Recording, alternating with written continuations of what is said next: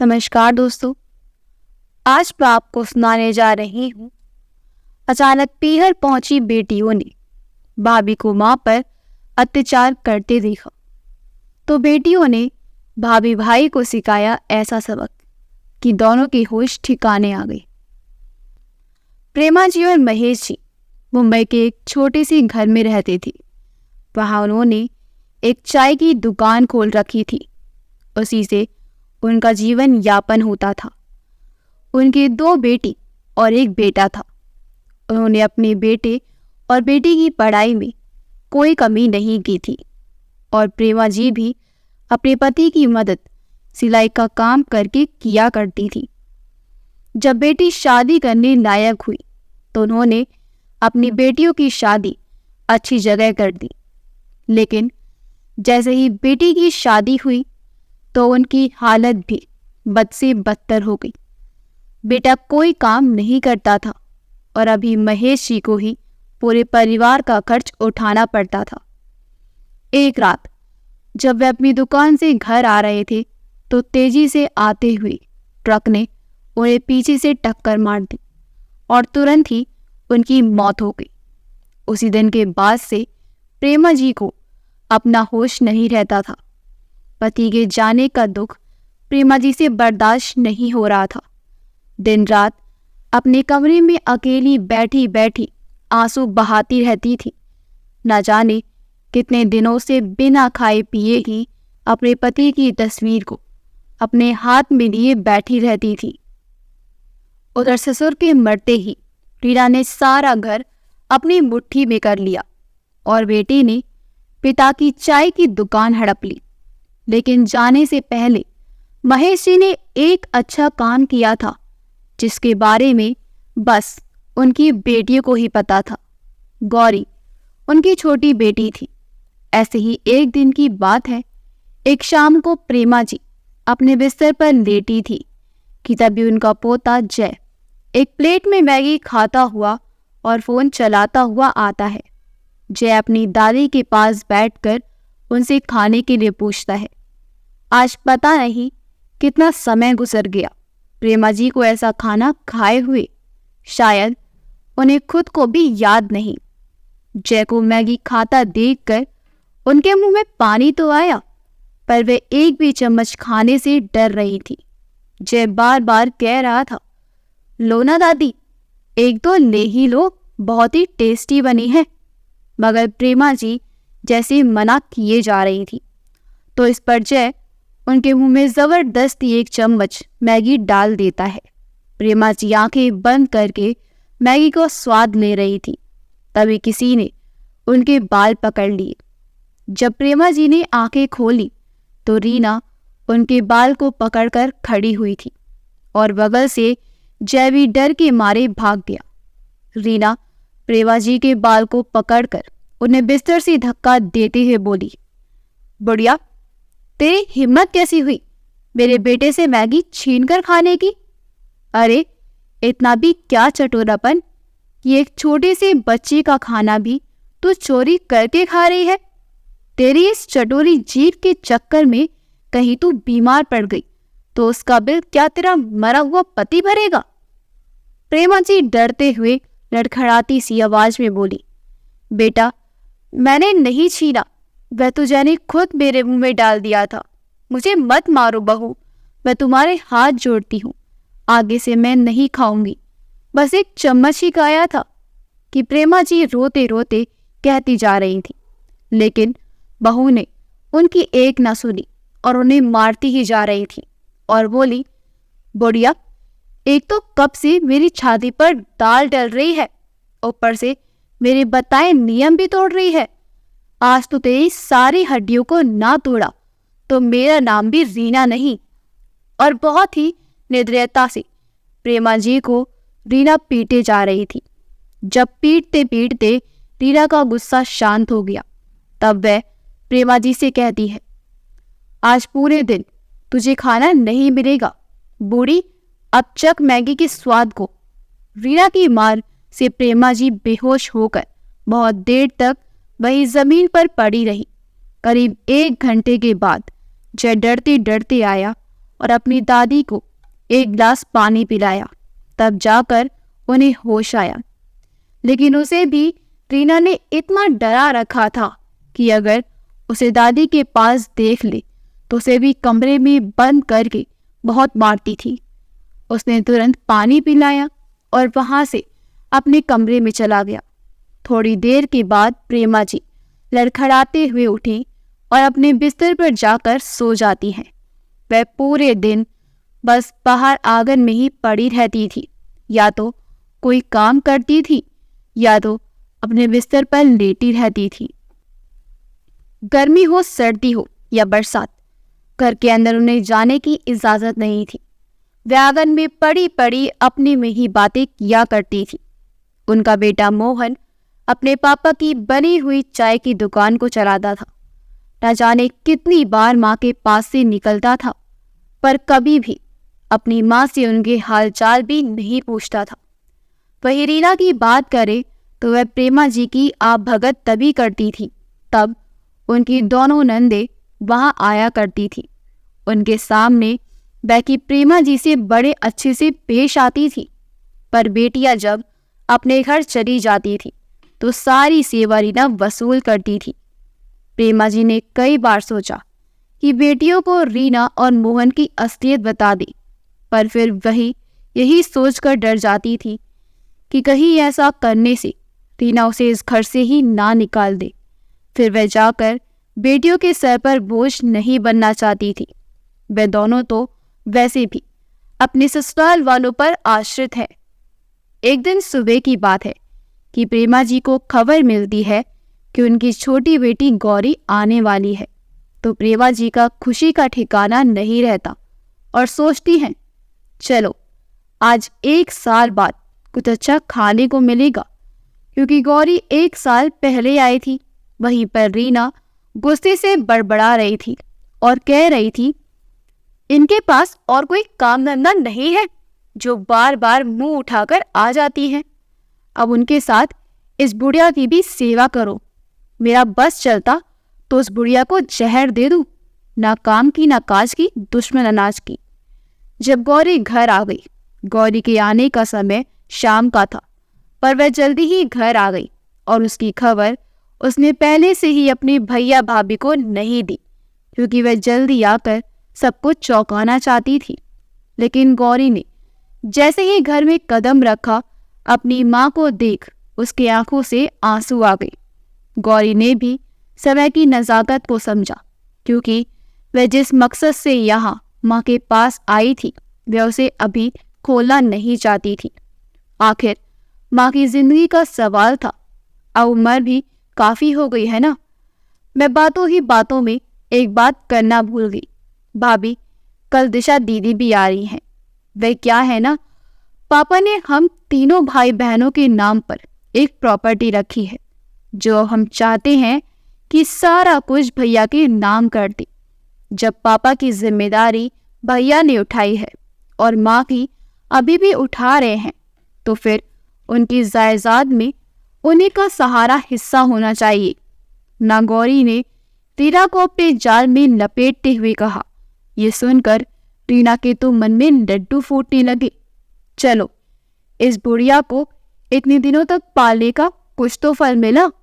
इधर प्रेमा जी गौरी की बातों से दुखी हो जाती हैं और सोचती हैं, मेरी भोली बेटिया अपनी माँ की आंखों को काश एक बार पढ़ पाती और अपनी माँ का दर्द देख पाती, अपने भैया भाभी का असली और भयानक रूप देख पाती।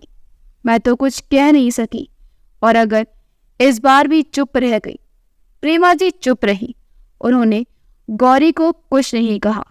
उसके बाद रात को सब खाना खा पी के सो जाते हैं। तभी रात में दबे पांव रीना प्रेमा जी को जगाकर बाहर आने के लिए कहती है। प्रेमा जी बिना कुछ कहे दबे पांव बहू के पीछे पीछे चली जाती है। रीना उनको रसोई में ले जाकर एक जोरदार लोहे की सरिया गर्म करके उनके पैर पर मारते हुए बोली, बेटी क्या आ गई, बड़ा आराम फरमा रही है, और अगर तूने अपनी बेटी के सामने जुबान खोली तो बुढ़िया पता है ना तेरे साथ मैं फिर क्या करूंगी। एक बार बस तेरी बेटी अपना हिस्सा मेरे पति के नाम कर दे, फिर ये सारा ढोंग करने की तो जरूरत ही नहीं पड़ेगी। फिर तो इनका यहाँ आना ही बंद कर दूंगी। उससे पहले जरा भी किसी बात की भनक लगी तो तेरी खैर नहीं। बुढ़िया, याद है ना पिछली बार की मार? उससे भी ज्यादा दाग होंगे तेरे शरीर पर। प्रेमा जी हाथ जोड़कर बोली, कुछ नहीं कहूंगी बहू, बस तू मुझे मारना बंद कर दे। प्रेमा जी ने अपने दर्द को अपने सीने में ही छुपा लिया। अक्सर जब बेटियां मायके जाती हैं तो माँ बेटी एक दूसरे उनसे बात करके अपना दर्द हल्का कर लेती हैं, लेकिन यहाँ तो प्रेमा जी की हालत ऐसी थी कि वह अपना कोई भी दुख अपनी बेटी के साथ नहीं बांट पा रही थी और अंदर ही अंदर घुट रही थी। अगले दिन बड़ी बेटी दिशा भी आ जाती है तो उसे देखते ही रीना और भी ज्यादा खुश हो जाती है। शायद ये पहली बार हो रहा था कि नंदों के आने पर रीना इतनी खुश थी। प्रेमा जी जानती थी कि इन सब के बाद रीना उनके साथ और भी बुरी तरीके से पेश आएगी, पर वह चाहकर भी अपनी जुबान खोलने की हिम्मत नहीं जुटा पा रही थी। खाना खाने के बाद शाम को गौरी बोली, भैया कागज तो हमने हमारे पापा के वकील से बनवा लिया है, वह पेपर कल लेकर आएंगे। इतना सुनते ही प्रेमा जी से रहा नहीं गया। उन्होंने कहा, अरे ये सब करने की क्या जरूरत है? पापा ने कुछ सोच समझ कर ही ये सब किया होगा। प्रेमा जी के मुंह से ये सुनते ही उनका बेटा मोहन और बहू रीना बड़ी बड़ी आंखें कर उन्हें घूरने लगी। तभी गौरी कहती है, माँ, पापा ने हम तीनों को हमेशा एक जैसा चाहा, इसलिए उन्होंने ऐसा किया। पर अब जब हम अपने घर में रच बस गए हैं, फिर इन सब की हमें क्या जरूरत है? अपने दोनों बहन के मुंह से प्रॉपर्टी देने की बात सुनकर उसका भाई मोहन और उसकी पत्नी रीना बहुत खुश हो जाती हैं। वे सब जान रहे थे कि एक बार बहन अपने हिस्से की प्रॉपर्टी छोड़ दे, उसके बाद तो हमारा जैसा मन करेगा हम वैसा ही करेंगे। अगली सुबह दोनों बहनों ने रीना से कहा, भाभी, हम माँ के लिए कुछ लेने बाजार जा रहे हैं, फिर पता नहीं कब आना होगा, इसलिए इस बार हम माँ का पूरा बंदोबस्त करके जाएंगे और 1 घंटे में वकील को साथ लेकर वापस आ जाएंगे।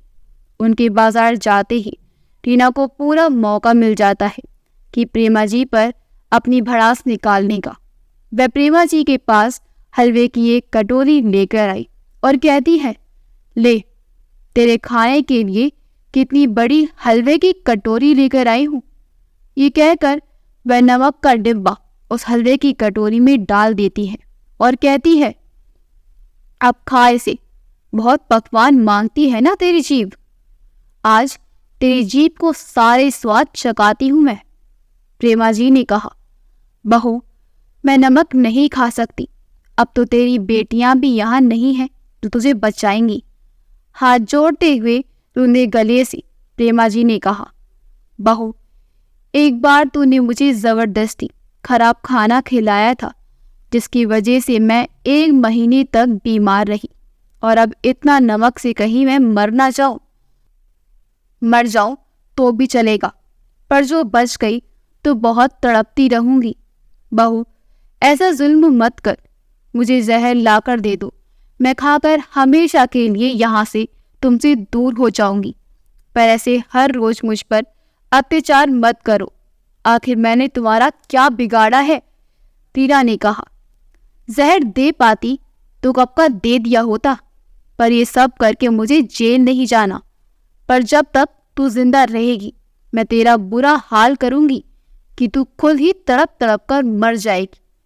रीना ने बड़ी बड़ी आंखें दिखाकर कहा, और वह नमक वाला हलवा जबरदस्ती प्रेमा जी के मुंह में डाल रही थी कि तभी पीछे से दिशा और गौरी आकर रीना को धक्का देकर एक जोर का तमाचा मारकर प्रेमा जी से दूर कर देती हैं, और गौरी लगातार कई थप्पड़ रीना को मारती चली जाती है। ये क्या कर रही हो तुम? गौरी से रीना ने गुस्से में कहा। क्यों भाभी? जो आप माँ के साथ करती हैं उसके आगे तो ये भी कुछ भी नहीं है। उसके लिए तो आपको जो सजा दी जाए वो भी कम है, गौरी ने कहा। तब पीछे से मोहन भी आ जाता है। तब रीना तुरंत कहती है, देखिए जी, आज ये छोटी होकर अपनी माँ जैसी भाभी पर हाथ उठा रही है। क्या नहीं किया मैंने इसके लिए? इस घर में जब मैं आई थी ये कितनी छोटी थी, माँ बनकर इसका ख्याल रखा, और आज ये मुझ पर हाथ उठा रही है। मोहन ने कहा, ये क्या है गौरी, तुम लोग ये सब करने आए हो यहाँ? अब ये घर मेरा है और यहाँ पर सिर्फ मेरा और रीना का हुक्म चलेगा, और हम लोग चाहते हैं कि तुम दोनों यहाँ कभी मत आना। हमारा घर? रीना ने आश्चर्य से पूछा। हाँ रीना, ये लोग अभी अभी मेरी दुकान पर वकील को लेकर पहुंचे थे मुझे दस्तखत करवाने। उन लोगों ने अपना हिस्सा मेरे नाम कर दिया है, इसलिए अब तुम्हें चिंता करने की कोई जरूरत नहीं है। अब ना ही तुम्हें उनकी चापलूसी करने की जरूरत है और ना ही इस बुढ़िया को सताने से तुम्हें कोई रोक सकता है। जिसे दिक्कत है वह इस बुढ़िया को अपने साथ ले जाए, मोहन ने कहा। पर मुझे एक बात समझ भी नहीं आई कि लोगों ने आपकी दुकान पर जाकर दस्तखत क्यों करवाया और मुझे बाजार का कहकर गई थी, रीना ने कहा।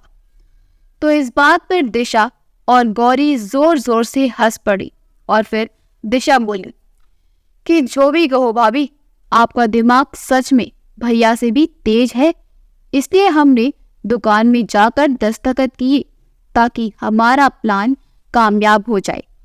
यहाँ घर पर आपके सामने चालाकी करना मुश्किल होता। ये क्या मजाक है दिशा? मोहन ने भड़कते हुए कहा। तभी दिशा अपने भाई को जोरदार तमाचा लगाकर बोली, रुको भैया, शुरू से बताती हूँ।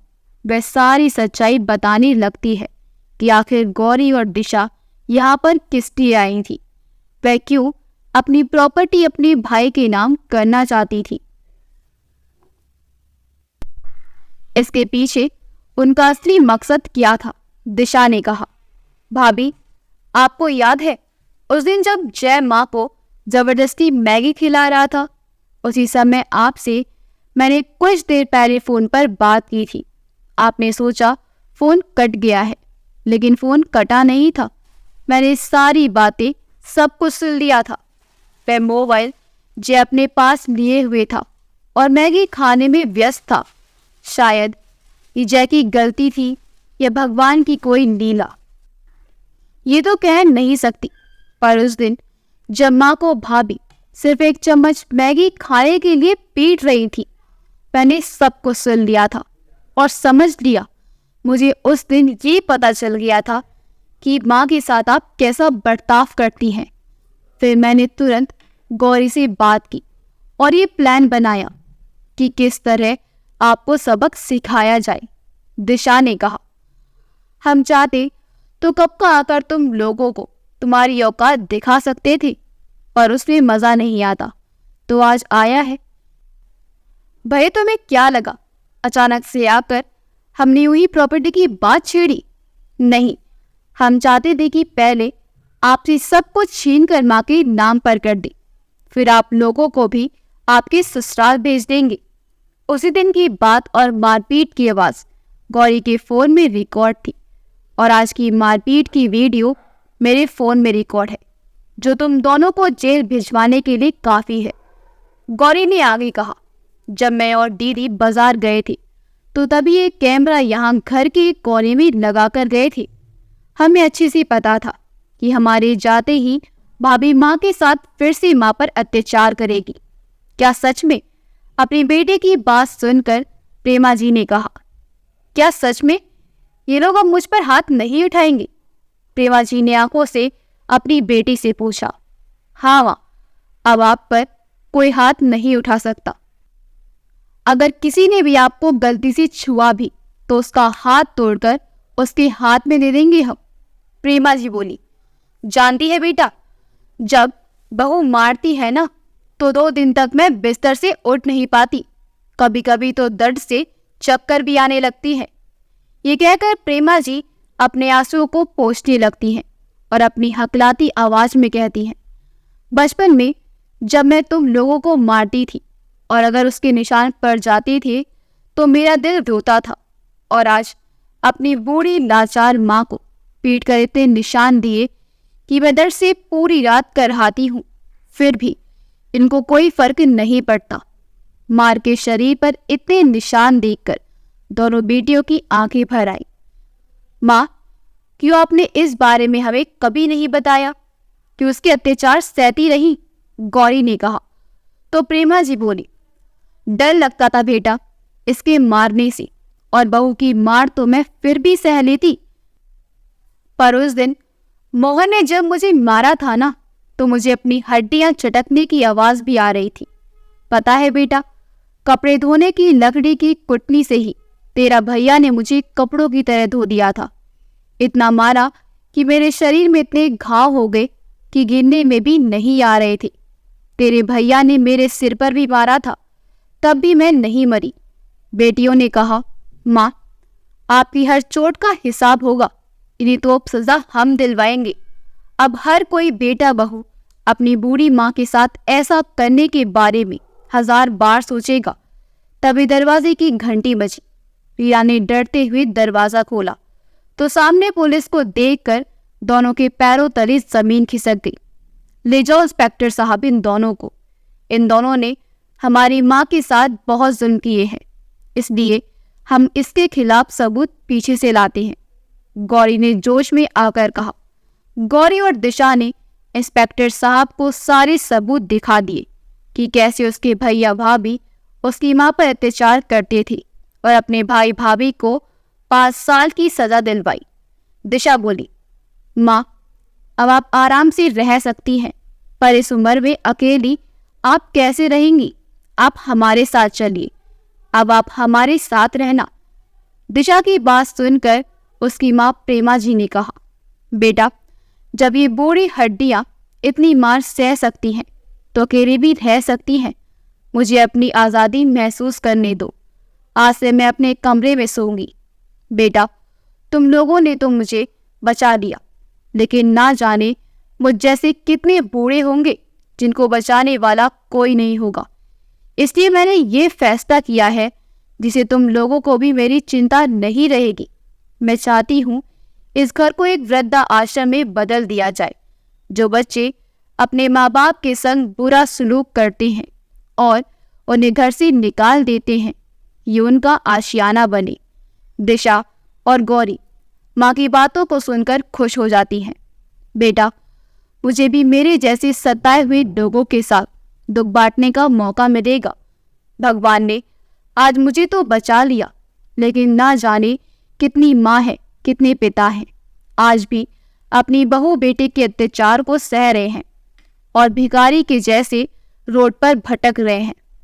माँ की बात सुनकर गौरी और दिशा ने उस घर को एक वृद्धाश्रम में तब्दील कर दिया और बाहर दरवाजे पर अब बड़े बड़े अक्षरों में एक बोर्ड पर लिखा हुआ था, बच्चों के सताए हुए बूढ़े माँ बाप का आशियाना।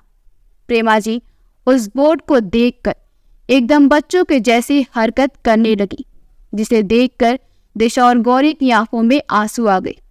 दोनों बेटियों ने अपनी माँ के लिए काम वाली बाई रख दी ताकि वह हर समय माँ के साथ रहे और उन्हें किसी प्रकार की असुविधा महसूस ना हो। धीरे धीरे करके 5 साल निकल गए और प्रेमा जी का वह आशियाना बच्चों के सताए हुए माँ बाप से भर गया। रीना और मोहन जेल से छूटकर दोबारा माँ से माफी मांगने पहुंचे तो प्रेमा जी ने उन्हें माफ नहीं किया और धक्के मारकर घर से निकाल दिया, ये कहकर कि आज से बेटा मेरे लिए तुम लोग मर चुके हो। दोनों वहां से सर झुकाए चले गए और दर दर की ठोकरें खा रहे थे। उधर प्रेमा जी अपने घर में आराम से अपने ही जैसे सताए हुए बूढ़े माँ बाप के संग रह रही थी और दोनों बेटियां समय पर आकर उस वृद्धा आश्रम की देखरेख करती थी। और इस तरह अब प्रेमा जी हंसी खुशी अपनी जिंदगी गुजार रही थी और उधर दूसरी ओर मोहन और रीना अपनी जिंदगी में बहुत कठिनाइयों का सामना कर रहे थे। उन्होंने किसी तरह अपनी बेटी को पढ़ा लिखा कर बड़ा किया और जब वह शादी लायक हुआ तो उसकी शादी की, लेकिन उनकी बहू को वह दोनों फूटी आंख नहीं सुहाते थे। मोहन और रीना का घर में रहना उनकी बहू को पसंद नहीं आता था। वह उनके साथ बहुत बुरा बर्ताव करती थी। अब तो उसने अपने पति को यानी रीना और मोहन की बेटी को भड़काकर अपनी तरफ कर दिया था और बेटा भी अपने माँ बाप से दूर रहता था। एक दिन रीना की बहू ने अपने पति से कहा कि मुझे तुम्हारे माँ बाप के साथ नहीं रहना है। तब उसने कहा, तुम चिंता मत करो, मैं कुछ करता हूँ। कुछ समय बाद उसने अपने माँ बाप से कहा, आज मैं आपको चलो घुमा कर लाता हूँ। मोहन और रीना ने सोचा कि बेटा और बहू हमें घुमाने के लिए ले जा रहे हैं और खुशी खुशी तैयार होकर अपने बेटे और बहू के साथ चले जाते हैं। अब उनका बेटा उन दोनों को एक पार्क में बिठाकर चले आते हैं और कहते हैं कि आप दोनों बैठो, हम कुछ खाने के लिए लेकर आते हैं। बैठे बैठे मोहन और रीना को 2-3 घंटे हो जाते हैं। वे अपने बेटे बहू का रास्ता देखते हैं लेकिन वह नहीं आते हैं। अब सुबह से शाम हो गई लेकिन बेटा और बहू नहीं आए। तब वहां पर एक आदमी आया जो एक समाज सेवक था। वहां उन्हें देखकर उनसे पूछता है कि आप रात को यहाँ क्या कर रहे हैं। तब वे सब बात उसको बता देते हैं। ये सुनकर उसे समझने में देर नहीं लगी कि उनका बेटा बहू उन्हें दर दर भटकने के लिए छोड़ दिया है।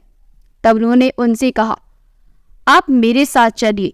वह आदमी उन दोनों को एक वृद्ध आश्रम में ले जाता है और कहता है कि अंकल आंटी, आज से आप दोनों इसी वृद्ध आश्रम में रहिए। आज से आप दोनों का यही घर है। जब मोहन और रीना वृद्धाश्रम को देखते हैं तो वह फूट फूट कर रोने लगते हैं, क्योंकि वह वृद्ध आश्रम उनके माँ बाप का था, जिस घर में उन्होंने अपनी माँ के साथ गलत बर्ताव किया था। आज वही उन्हें सुध समेत वापस मिल रहा था। आज उनके बेटा और बहू उन्हें अपने साथ नहीं रखना चाहते, उन्हें मरने के लिए छोड़ दिया। तब से उन दोनों ने पूरी जिंदगी वहीं पर रहना उचित समझा। दोस्तों, किसी ने सही कहा है, जो जैसा कर्म करता है उसे आगे चलकर वैसा ही फल मिलता है। अगर आपको हमारी कहानी अच्छी लगी हो तो हमारे वीडियो को लाइक करें, शेयर करें और हमारे चैनल योगी वॉइस को सब्सक्राइब कर दें। मिलते हैं अगली वीडियो में। आपका बहुत बहुत धन्यवाद।